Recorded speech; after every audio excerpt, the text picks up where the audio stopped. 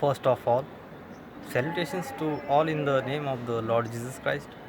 Thank God for adding this day to our lives. Today I am going to talk to you on one topic. This is my topic.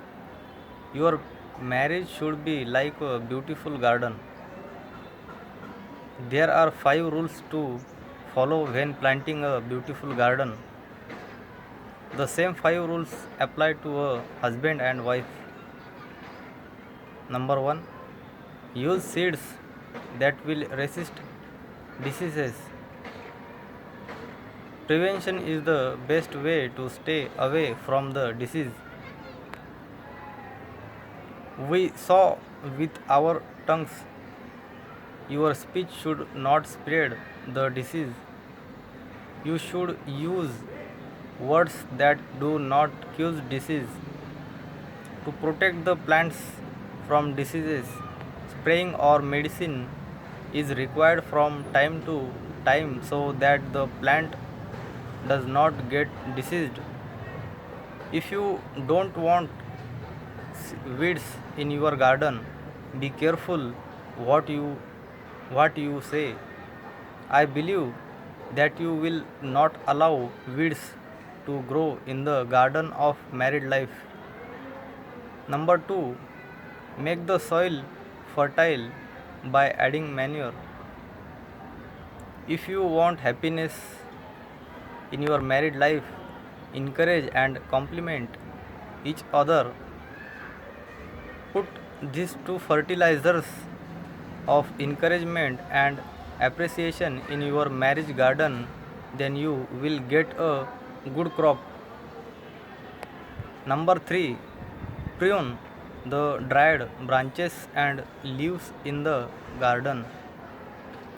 Remove from your life the things that you have eaten and the things that you are addicted to. Example given, TV, to see TV, not talking about this thing, but TV sites next and talks about wasting time.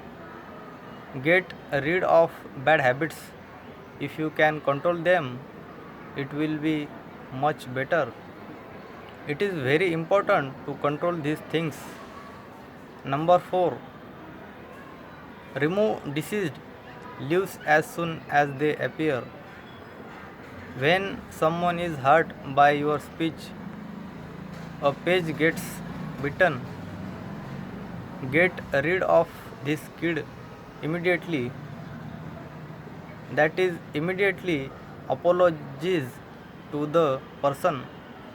If you have been hurt by someone's words, forgive them immediately and forget about it so that the page with the kid will be removed. A small kid can grow up and infect other leaves as well. One more thing, throw away the page with the kid so you don't have to remember that thing again after the apology. Number 5, don't plant too many trees that you won't have to worry about. Don't crowd the trees. If you plant trees nearby, they will not get enough air and sunlight. Don't try to do too much work in one day. Example given, 24 hours. Doing so will cause you to ignore each other, and the family garden should be the first priority in your life. If the trees are crowded, it means that the husband and wife will not get clean air and sunlight. Don't crowd the trees.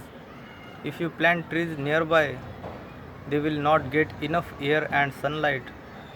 Don't try to do too much work in one day. Example given, 24 hours. Doing so will cause you to ignore each other, and a family garden should be the first priority in your life.